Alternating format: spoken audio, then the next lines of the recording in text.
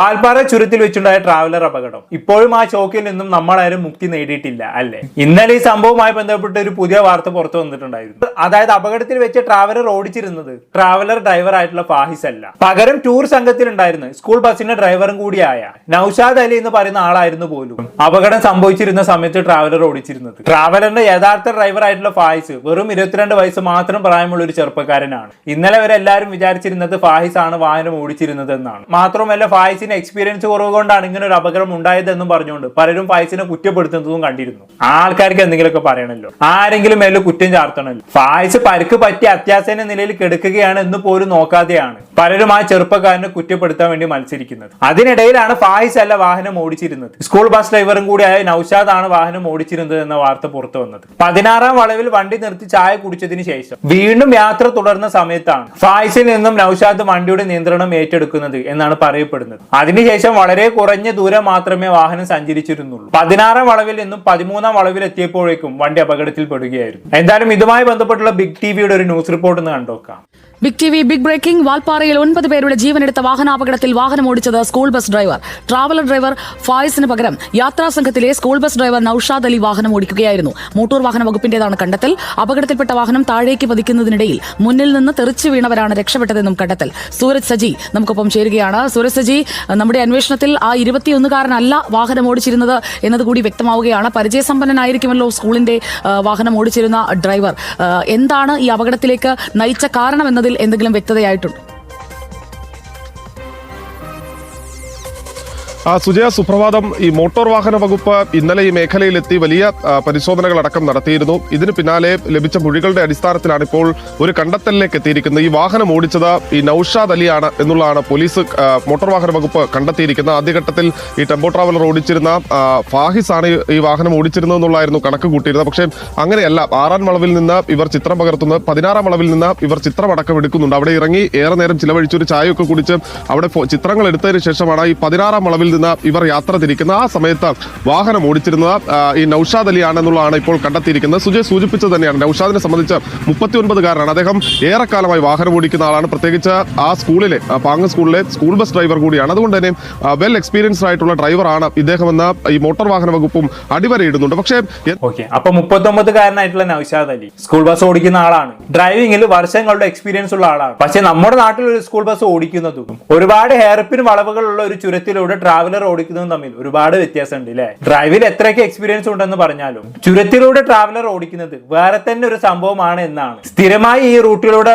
Traveller അടക്കമുള്ള വാഹനങ്ങൾ ഓടിച്ചിരുന്ന ഡ്രൈവർമാർ പറയുന്നത്. ഇനിയിപ്പോ ഒന്നും പറഞ്ഞിട്ട് കാര്യമില്ല എന്നറിയാം. എന്നാലും ഫായിസ് തന്നെയായിരുന്നു വാഹനം ഓടിച്ചിരുന്നതെങ്കിൽ ഒരു പക്ഷേ ഈ അപകടം ഉണ്ടാകുമായിരുന്നു എന്നുള്ളൊരു ചോദ്യം ഇപ്പോഴും ബാക്കി കിടപ്പുണ്ട്. ഒരു പക്ഷേ നൌഷാദ് അലി ഫായിസിൽ നിന്നും വാഹനം ഓടിക്കാൻ വേണ്ടി വണ്ടി ചോദിച്ച് വാങ്ങിയതാവാം, അല്ലെങ്കിൽ ഫായിസ് ഒന്ന് റെസ്റ്റ് എടുക്കാൻ വേണ്ടി നൌഷാദിനോട് വണ്ടി ഓടിക്കാൻ പറഞ്ഞതാവാം. എന്ത് തന്നെ ആയാലും ഡ്രൈവർ മാറിയത് ഈ അപകടത്തിൽ ഒരു നിർണായക പങ്ക് വഹിച്ചിട്ടുണ്ട് എന്ന് തന്നെ പറയേണ്ടി വരും. എന്തായാലും ഇത്രയും വലിയൊരു ദുരന്തത്തിനിടയിലും കേരളം മുഴുവനും ഒരു ദുരന്തത്തെ ഓർത്ത് ദുഃഖിക്കുന്ന നേരത്തും ചില ആളുകൾ ഈ അപകടത്തെ ആഘോഷിക്കുന്നത് കണ്ടിരുന്നു. മലപ്പുറത്ത് നിന്നുള്ള മനുഷ്യന്മാരാണ് അപകടത്തിൽപ്പെട്ടത്. അതുകൊണ്ട് തന്നെ ആരായിരിക്കും ഈ അപകടത്തെ കുറിച്ച് ആലോചിച്ച് സന്തോഷിച്ചിട്ടുണ്ടാവുക എന്നുള്ളത് ഞാനായിട്ട് പ്രത്യേകിച്ച് ആർക്കും പറയേണ്ട ആവശ്യമില്ലല്ലോ അല്ലെ. വർഗീയതയുടെ കൊടും വിഷയം ചീറ്റുന്ന സംഘികൾ തന്നെയായിരുന്നു ആ ശവന്തീനികൾ. സംഘികളെ സംബന്ധിച്ചിടത്തോളം മലപ്പുറം എന്ന് പറഞ്ഞ ഒരു മിനി പാകിസ്ഥാൻ ആണല്ലോ. മലപ്പുറത്തെ മുസ്ലിം മരിച്ചാണെങ്കിൽ ചില സംഘികൾക്ക് ഒരു ആഘോഷമാണ്. അതിനിപ്പോ എത്ര വലിയ ദുരന്തമാണെങ്കിൽ അവര് ഹാപ്പിയാണ്. രഘുരാമൻ എന്ന് പറഞ്ഞൊരു തെണ്ടിയുടെ കമന്റ് ഞാൻ വായിച്ചുതരാം. ഹൂറിമാരെയും മദ്യവും സ്വപ്നവും കണ്ട് ജീവിക്കുന്ന സ്വപ്നലോക ഹിക്കമാർക്കുടെ വിഭാഗമാണ് അപകടത്തിൽപ്പെട്ടത്.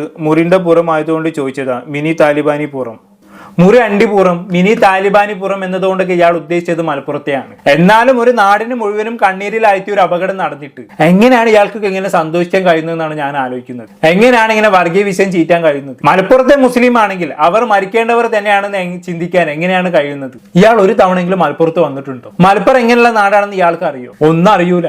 RSSും സംഘപരിവാറും കലക്കി കൊടുക്കുന്ന വിഷവും മോന്തി കുടിച്ച് ഇറങ്ങിയതാണ്. അല്ലാതെ കേരളത്തിൽ ഏറ്റവും നന്നായി മതസൗഹാർദ്ദം പുലർത്തുന്ന ഒരു നാടിനെ കുറിച്ച് ഇവൻ എന്തറിയാനാണ്? അറിയാൻ ശ്രമിച്ചാലല്ലേ അറിയാൻ കഴിയൂ. കുറെ മുൻവിധികളുമായി നടന്നാൽ എന്ത് ചെയ്യാൻ കഴിയും? എന്തായാലും ഇയാൾ ഈ കമന്റ് ഇട്ടത് വൻ വിവാദമായി മാറി എന്ന് പറഞ്ഞാൽ മതിയല്ലോ. അതോടെ സ്ഥിരം സംഖ്യ ലെവൽ മാപ്പ് പറച്ചിലുമായി ഇയാൾ ഇപ്പൊ രംഗത്ത് വന്നിട്ടുണ്ട്. ഈ കമന്റ് ഇട്ട സമയത്ത് ഇയാൾ മദ്യലഹരിയിലായിരുന്നു പോലും. മദ്യലഹരിയിൽ അറിയാതെ പറ്റിപ്പോയതാണ് പോലും.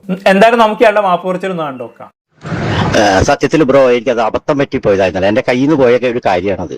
എന്ന് വെച്ച് കഴിഞ്ഞാൽ ഇന്നലെ സംഭവിച്ചത് എന്താ വെച്ചാൽ ഇന്നലെ ഞാൻ ഫുൾ ഫിറ്റായിരുന്നു. ഞാൻ ആകെ കാലത്ത് മുതൽ നല്ല മദ്യത്തിൽ നല്ല കുളിച്ച് കിടക്കാറുണ്ട് ഇന്നലെ.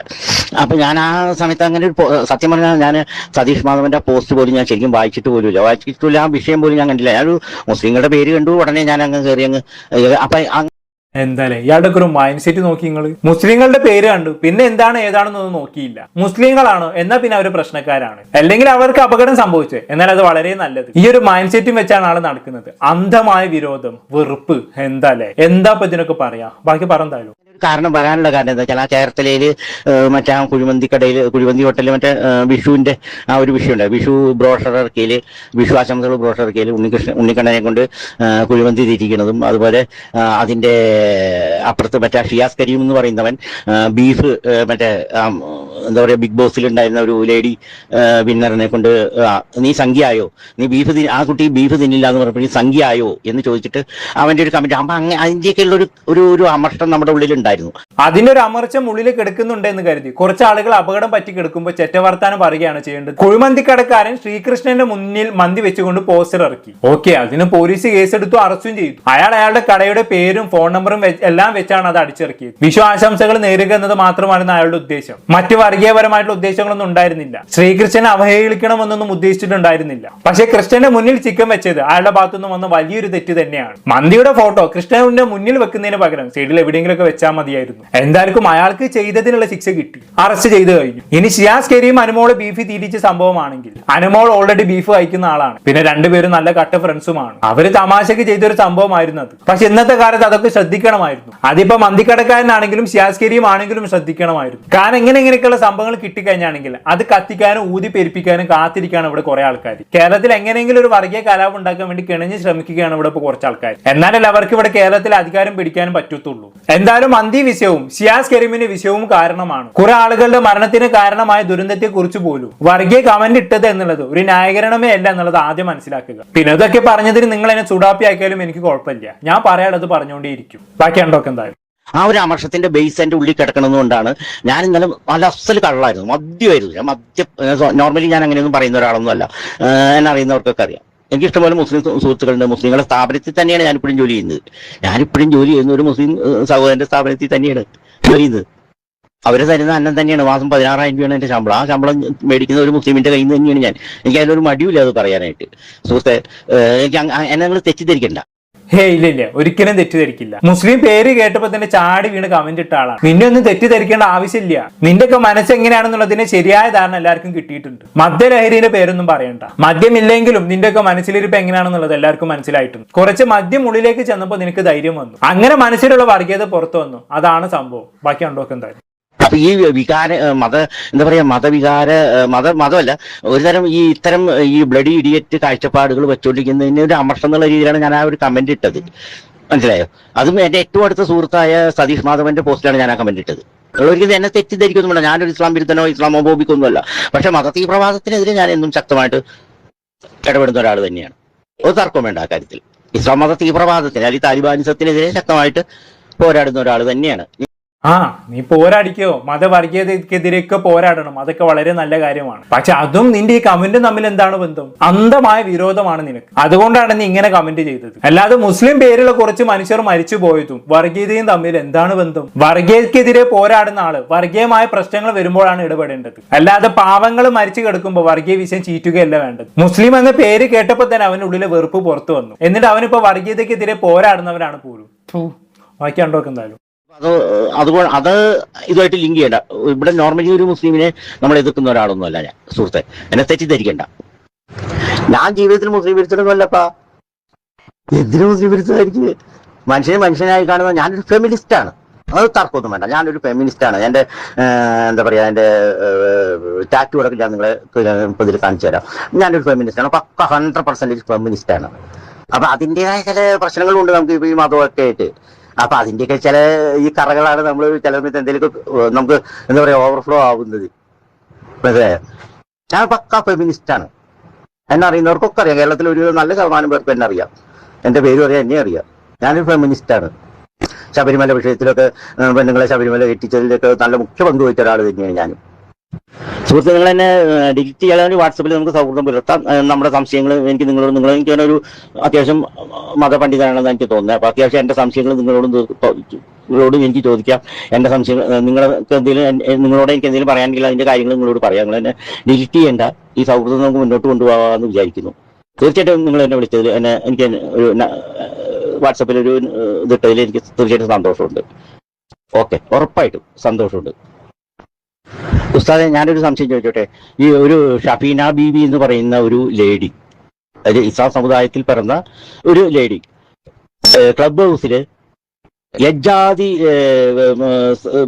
നമ്മുടെ മത ഇതിനെ എതിർത്ത് യജ്ജാതി, ഞാൻ നിങ്ങൾക്ക് അതിന്റെ വീഡിയോ മറ്റേ ഓഡിയോ ക്ലിപ്പ് വേണമെങ്കിൽ ഞാൻ നിങ്ങൾക്ക് ഇട്ടുതരാം. യജ്ജാതി ഇത് അന്നൊന്നും നിങ്ങൾക്കൊന്നും മതത്തിന്റെ ഒരു ഇത് വന്നില്ല. ഇപ്പൊ ഞാൻ ഈ ഒരു കമന്റ് ഇട്ടപ്പോഴാണോ നിങ്ങൾക്ക് ഇത്രമാത്രം വ്രണപ്പെട്ടത്, മതവികാരം വ്രണപ്പെട്ടത്? അല്ല, ഒന്നും അറിയാൻ മേലാത്തോണ്ട് ചോദിക്കാം. കാര്യം നിങ്ങളോട് ഒബീഡിയന്റ് ആയിട്ട് തന്നെയാണ് ഞാൻ നിങ്ങളോട് നിൽക്കുന്നത്. അങ്ങനെ മതപൗരോഹിത്യത്തോട് നമുക്ക് എതിർപ്പൊന്നുമില്ല, ഒരു എതിർപ്പില്ല. അത് ഹിന്ദു മത പൗരോഹിത്യമായാലും ശരി, ക്രിസ്ത്യാനി മത പൗരോഹിത്യമായാലും ശരി, ഇസ്ലാം മത പൗരോഹിത്യത്തോട് നമുക്ക് എതിർപ്പൊന്നുമില്ല. എതിർപ്പ് മീൻസ് നമ്മളതിനെ അനുകൂലിക്കുന്ന ഒരാളല്ല. ഞാനൊരു മതമില്ലാതെ ജീവിക്കുന്ന ഒരു മനുഷ്യനാണ്. ഞാൻ മതം ജില്ലാണ്, ജാതി ജില്ലാണ്. അതെ, നീ ഒരു മതവും ജാതിയും ഇല്ലാത്തൊരു മനുഷ്യനാണെന്നുള്ളത് നിന്റെ കമന്റ് കാണുമ്പോൾ തന്നെ മനസ്സിലാവുന്നുണ്ട്. എന്നെ കൊണ്ടൊന്നും പറയിപ്പിക്കണ്ട. എന്തിനാണോ വെറുതെ ഇങ്ങനെ ഭൂമിക്ക് ഭാരമായിട്ട് ജീവിക്കുന്നത്? ഏത് മതമാണെങ്കിലും അതൊരു പാകത്തിന് കൊണ്ട് നടക്കുകയാണെങ്കിൽ ഒരു കുഴപ്പമില്ല. പേഴ്സണൽ ആയിട്ടുള്ള കാര്യമല്ല ഇതൊക്കെ. അതൊക്കെ അതിൻ്റെതായ രീതിയിൽ കൊണ്ട് നടന്നാൽ ഒരു പ്രശ്നമില്ല. നമ്മുടെ വിശ്വാസം അത് മറ്റാരുടെയും മേൽ അടിച്ചേൽപ്പിക്കേണ്ട ആവശ്യമില്ല. മതം കൊണ്ട് ചിന്തിക്കാതെ തലച്ചോറ് കൊണ്ട് ചിന്തിച്ചാൽ തീരാവുന്ന പ്രശ്നമേ ഉള്ളൂ. ആകെ ഈ ഭൂമിയിൽ ഒരു ജീവിതമല്ലേ ഉള്ളൂ. അതിങ്ങനെ കുറെ മതത്തിന്റെ പേരും പറഞ്ഞ് തമ്മി തല്ലി ജീവിച്ചിട്ട് എന്താണ് കാര്യം? ഒരു കാര്യമില്ല. എന്തായാലും കൂടുതലൊന്നും ഞാൻ പറയുന്നില്ല. എന്താണ് നിങ്ങൾക്ക് തോന്നുന്നത്? കമന്റ് ബോക്സിൽ രേഖപ്പെടുത്തുമല്ലോ. അടുത്തൊരു ടോപ്പിക് കാണാം.